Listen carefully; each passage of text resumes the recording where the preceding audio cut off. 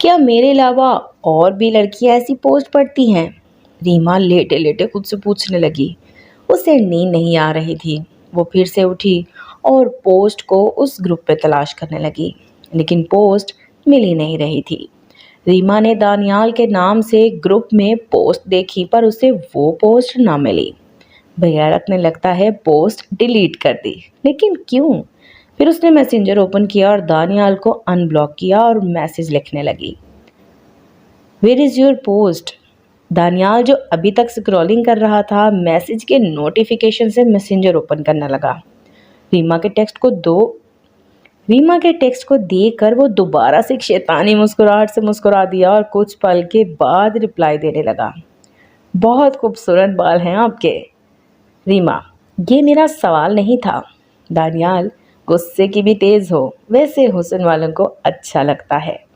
वो किस देर रुका और फिर से लिखने लगा, ब्लॉक तो तुमने मुझे फिर से कर देना है, सोचा तुम्हारी तारीफ कर दूं ताकि अफसोस ना रहे कि एक प्यारी लड़की से बात की और ब्लॉक होने से पहले तारीफ भी नहीं कर सका।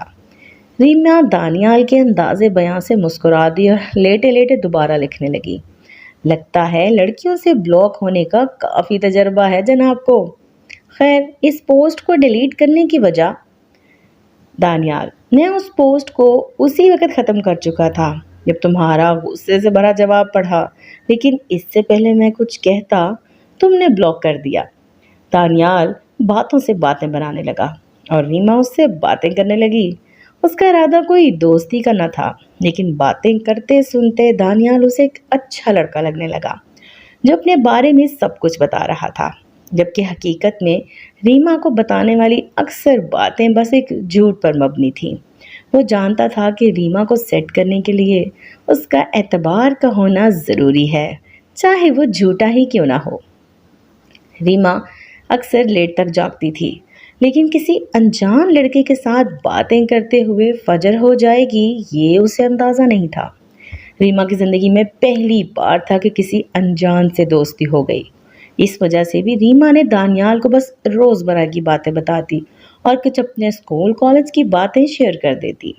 वैसे भी वो अपनी पर्सनल बातें किसी अनजान को बताना तो दूर, अपनी दोस्तों को भी कम बताती थी, लेकिन उसे दानियाल की बातें अच्छी लगती।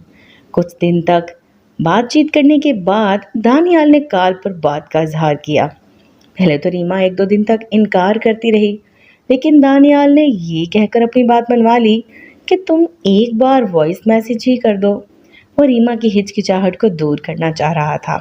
आखिरकार रीमा ने वॉइस मैसेज कर दिया। दानियाल ने जब आवाज़ सुनी तो वो तारीफ के बिना ना रह सका। रीमा की खूबसूरती की तारीफ तो बहुत होती थी, लेकिन आवाज़ भी जादू रखती है ये पहली बार सुना।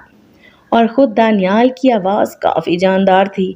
ऊपर से उसका अंदाज़ रीमा को पसंद आता गया और इसी वजह से वॉइस मैसेज और फिर कॉल का सिलसिला शुरू होता चला गया।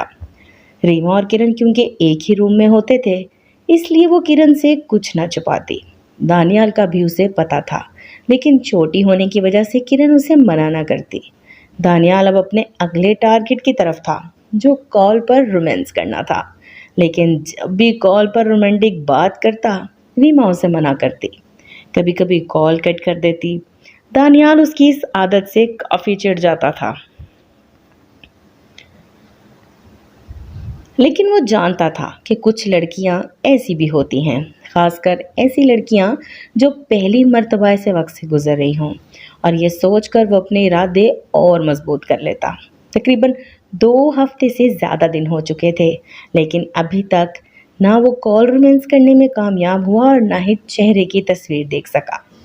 दानियाल का इस तरह वक्त देना रीमा को अच्छा लगने लगा और वो भी वक्त देने लगी। वो ये जानती थी कि वो दानियाल को उसकी गंदी बातों से मना कर देती है, लेकिन उसे ये भी अब यकीन होने लगा कि दानियाल इस इनकार से उससे नाराज़ नहीं होता।